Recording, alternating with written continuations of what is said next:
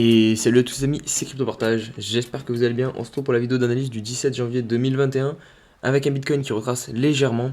Mais tout d'abord, cette vidéo va être spéciale parce que c'est la vidéo des 500 abonnés. Donc je vous prépare un gros programme pour la vidéo avec notamment 3 altcoins qui ont un gros potentiel sur le court terme pour exploser. Donc restez bien jusqu'à la fin de la vidéo. J'ai aussi sélectionné pas mal de vos altcoins, donc il y en a plus d'une dizaine. Donc ça risque d'être une grosse vidéo, donc vraiment n'hésitez pas tout de suite à mettre votre like et à vous abonner pour ceux qui ne sont toujours pas abonnés à la chaîne. Et à aussi nous rejoindre sur Discord que j'ai créé il y a quelques jours. Donc voilà, au niveau des altcoins, là, c'est mitigé puisque évidemment ils suivent Bitcoin, mais on a quand même des petites performances, notamment ADA et Uniswap et Sushi aussi. On a Ethereum qui stabilise aux alentours des 1200 $. Mais évidemment, on va analyser tout ça plus en profondeur dans la deuxième partie de la vidéo, avec, comme je vous l'ai dit, pas mal d'altcoins qui vont être consacrés dans cette vidéo. Donc voilà, on part tout de suite sur les news.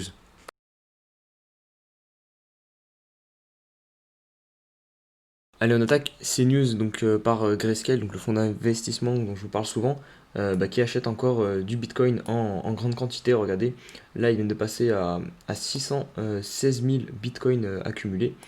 Donc ça commence à faire une sacrée somme. Et on voit que le prix actuel du Bitcoin ne refroidit pas Grayscale pour acheter encore plus de Bitcoin. Donc voilà, c'est bon signe évidemment ça pour la suite. On poursuit avec ce tweet de Crypto Amsterdam qui compare le cycle de 2017 à celui de 2020. Ça, c'est le total market cap donc de toutes les crypto-monnaies.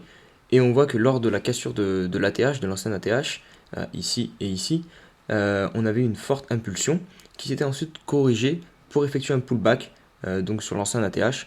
Pour l'instant, actuellement, on ne l'a pas fait encore ce pullback. Donc potentiellement, ça pourrait correspondre au scénario que j'envisage, donc un retracement sur Bitcoin à 26 000 $.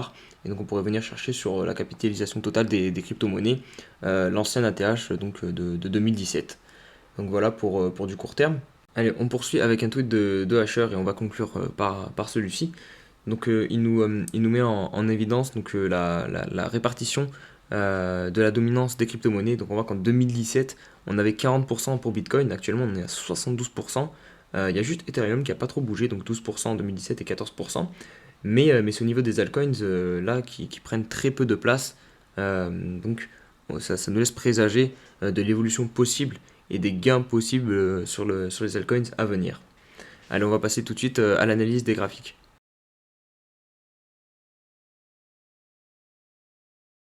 Allez, on va débuter comme d'habitude donc par Bitcoin en 4 heures. Je vais essayer d'être assez bref vu qu'il n'y a pas eu énormément de changements, si ce n'est qu'on vient de casser quand même cette figure, donc le triangle de compression, et on a cassé l'oblique du bas. Donc là pour l'instant c'est le support des 34 500 $ à peu près qui nous avait arrêté ici, qui nous avait supporté ici. Donc c'est un support assez pertinent qui a stoppé la chute, qui nous a empêché d'aller plus bas. Mais là évidemment comme je vous l'ai dit hier, si on cassait ce triangle de compression, on aurait pour objectif environ les 26 000 $ et c'est la zone dont je parle depuis un petit moment pour le retracement de Bitcoin.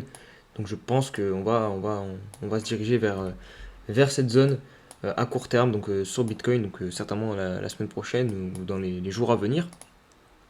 C'est ce qui devrait se passer. En daily, on voit aussi qu'au niveau de la moyenne mobile, l'EMA 21, on est pile poil dessus. Et il se pourrait qu'on réussisse à la percer et venir du coup s'appuyer sur la EMA 50 qui, regardez, comme par hasard, se trouve au niveau des 26 000 $. Donc vraiment, tous les indicateurs nous poussent à croire que l'on va venir s'enfoncer au niveau des 26 000 $. Au niveau du RSI, on est passé sous les 70, on commence aussi à s'enfoncer. Et si on se met en weekly pour terminer, on a enfin une bougie rouge d'ailleurs qui ce soir, on devrait clôturer non loin des 35 000, donc avoir la première bougie rouge depuis tout ça. Donc j'ai envie de dire, ça fait plaisir, ça permet au marché de souffler, comme je vous l'ai dit, c'est très important. Mais on a toujours un RSI à 83, on est très haut.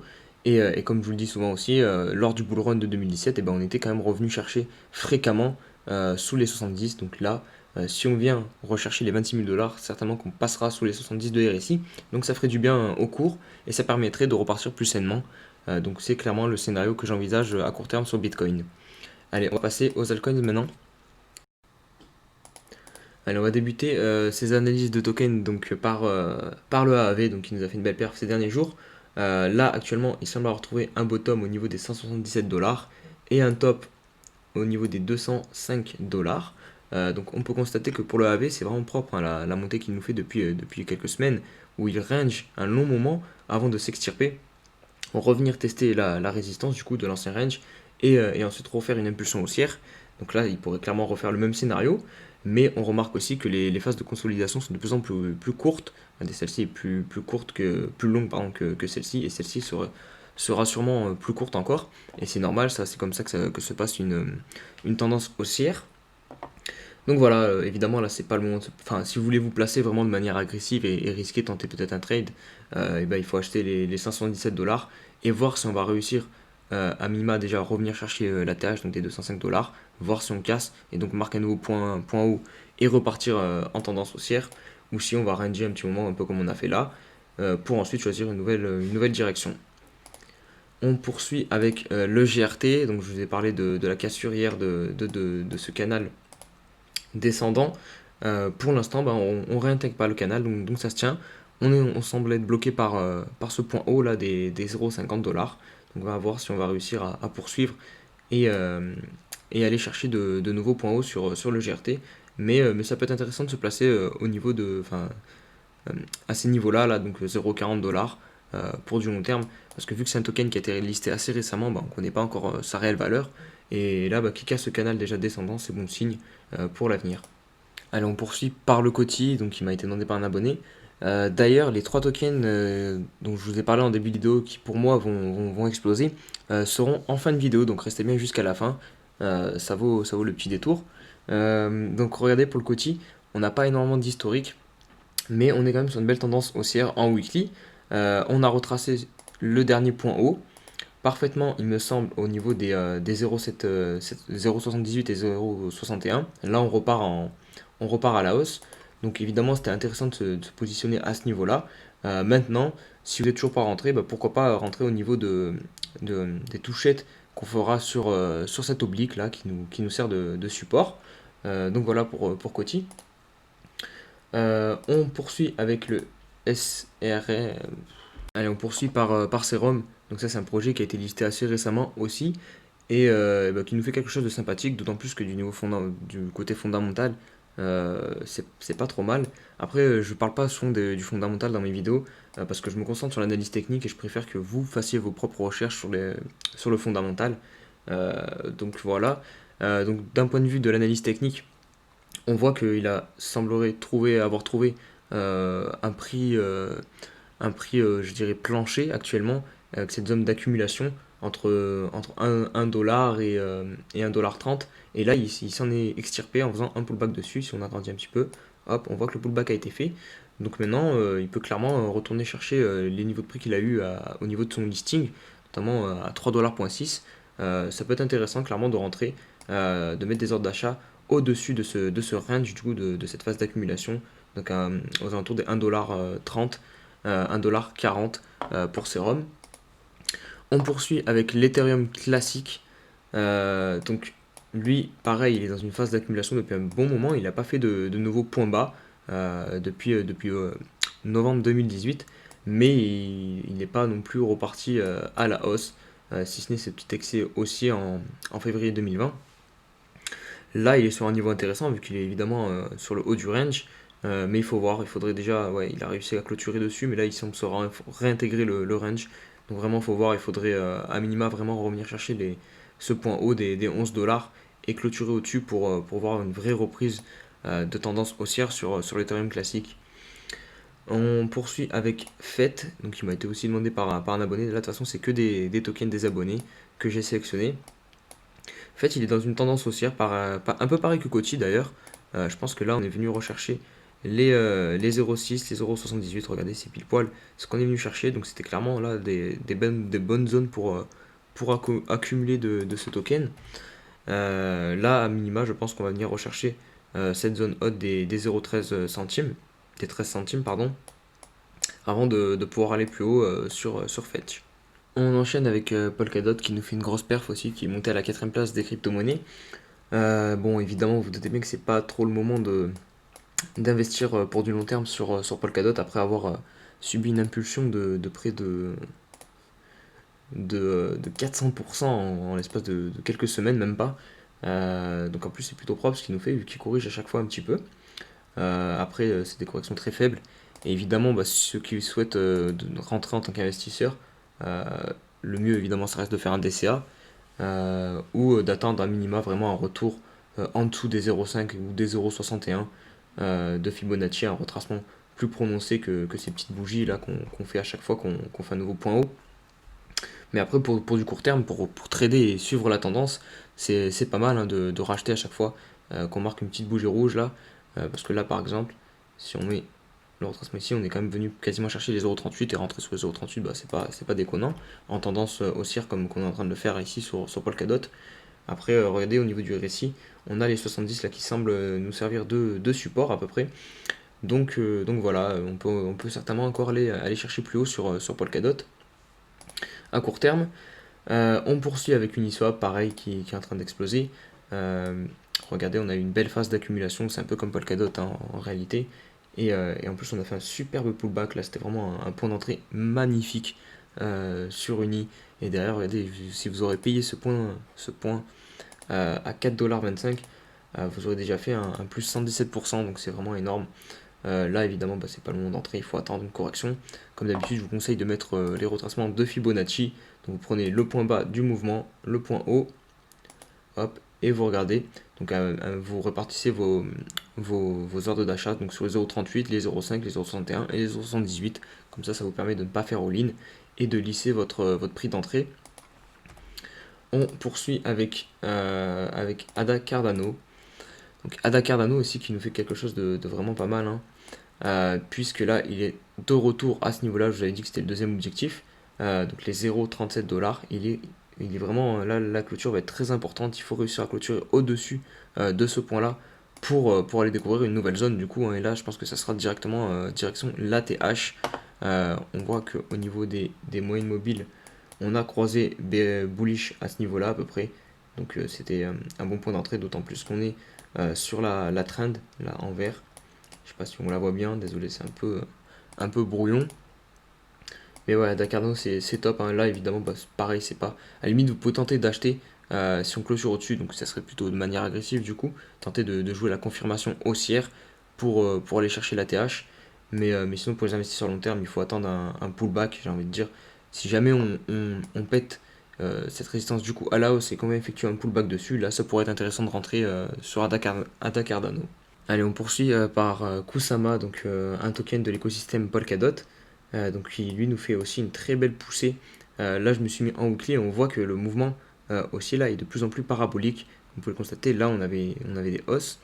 Ensuite, on avait une grosse correction, enfin une correction qui touchait les 0,61, les 0,78 de Fibonacci certainement. Et puis de plus en plus, ces corrections sont de plus en plus courtes et moins prononcées. Et on se dirige du coup vers la fin du mouvement haussier normalement, vers la dernière phase, la plus parabolique en fait. Donc évidemment, c'est pour du long terme, c'est pas le moment d'acheter. On a dans daily, on voit que c'est étagé, on a des phases de consolidation, ensuite on pousse, on atteint un nouveau niveau, on consolide, on repousse, on fait le pullback dessus, et on envoie le dernier mouvement haussier normalement. Donc là, pour acheter sur du long terme, il faut clairement attendre un retour, une correction qui prenne au moins une, deux, trois semaines et où on vient chercher au minimum, je dirais, les 61 et les 0,78 de Fibonacci. On poursuit avec CRV. Donc ça, j'ai pas beaucoup d'historique malheureusement. Donc je vais pas pouvoir faire grand chose, j'ai envie de dire. Si ce n'est que là, on voit qu'il y a un beau range qui s'est dessiné. Donc pareil, une belle phase d'accumulation qu'on vient de péter à la hausse. Donc voilà, que dire de plus maintenant, si ce n'est que bah, pour du long terme, pareil, c'est pareil, il faut un minima maintenant attendre un pullback, même s'il a déjà eu lieu ici, sur les 0,93 dollars. Mais sinon, si vous êtes dans le train, bah parfait, maintenant vous pouvez profiter de l'explosion. On poursuit avec Solana, donc, qui a pareil, qui a eu une belle phase d'accumulation. Après son pump qui était venu chercher les 5 dollars, il a corrigé, il a accumulé un petit peu ici, donc entre les 0,61 et les 0,78. Comme vous voyez, c'est vraiment une zone très pertinente ça. À chaque fois pour les retracements, les retracements de Fibonacci, c'est vraiment quelque chose, c'est une base, il faut vraiment la maîtriser.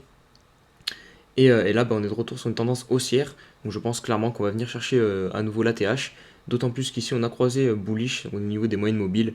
On a eu une énorme bougie de volume aussi pour sortir du range. Donc là le mouvement est lancé sur Solana. On poursuit avec l'Atom Cosmos. Donc pareil, Cosmos, je suis très bullish dessus. Là on est au niveau de son ATH. On a clôturé au-dessus. Donc je pense là on est en plus pile poil sur l'oblique qu'on a cassé. On va venir faire le pullback et à mon avis on va partir très très fort et très haut. Donc pourquoi pas se placer ici de manière agressive. Vous pouvez, franchement ça peut se tenter. Mais voilà, ouais, clairement sur Cosmos on va partir très haut d'ici peu de temps à mon avis. On poursuit avec RLC. Donc là on rentre dans les trois cryptos dont je voulais vous parler, qui ont un fort potentiel de pump et qui n'ont pas encore pumpé du coup. C'est le principe. Du coup je vous le fais découvrir un peu en avance. Regardez pour RLC, donc on a une énorme phase d'accumulation, ça sera vraiment le setup que je préfère. Et en plus il y a un bon fondamental derrière. Donc vraiment je pense que vraiment facilement on va pouvoir venir rechercher la TH à 2$.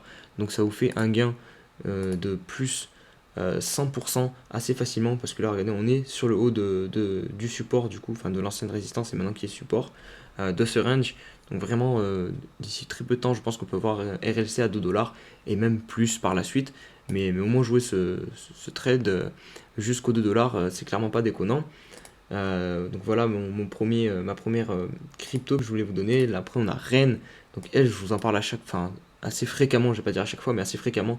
Là je vous l'avais dit qu'on croisait bullish au niveau des moyennes mobiles et qu'en plus on cassait du coup ce range qu'on avait depuis un long moment et qu'on allait retrouver. REN, vous pouvez aller vérifier, je vous l'ai dit qu'on irait très très vite sur la TH et là on y est, et derrière ça part comme une fusée. Donc là je voulais vous dire de vous positionner à les limites ici, pareil de manière assez agressive parce qu'on est quand même sur des points hauts, mais vu qu'on clôture au-dessus, on passe en price discovery et généralement on peut assister au FOMO, etc. Donc ça peut faire monter le prix très haut. Après il faut se fixer des targets de revente, c'est très important. Mais là, pourquoi pas tenter. Bon là, entre le moment où j'ai commencé la vidéo et le moment où j'arrive à Rennes, il a déjà pris pas mal 2%, donc je sais pas si c'est aussi pertinent, mais s'il revient chercher cette zone du coup des 0,57, pourquoi pas placer un petit trade et un long et ainsi profiter de la price discovery de Rennes. On poursuit avec EOS, mon dernier projet, à fort potentiel j'ai envie de dire. Pareil, du côté fondamental c'est très bon, et là on est aussi sur des très bons endroits pour acheter. On accumule. Les moyennes mobiles sont pas encore croisées, donc là on a encore plus de temps. Je pense qu'on va venir chercher la partie basse des 0,11, et c'est pour ça que je vous dis que du coup vous pouvez mettre des ordres d'achat sur ce niveau là, parce que ça peut vous faire un très très beau gain à la fin de l'année si vous le holdez. Ouais, je pense que il a un potentiel énorme. Et pour terminer cette vidéo, je vais finir par Neo.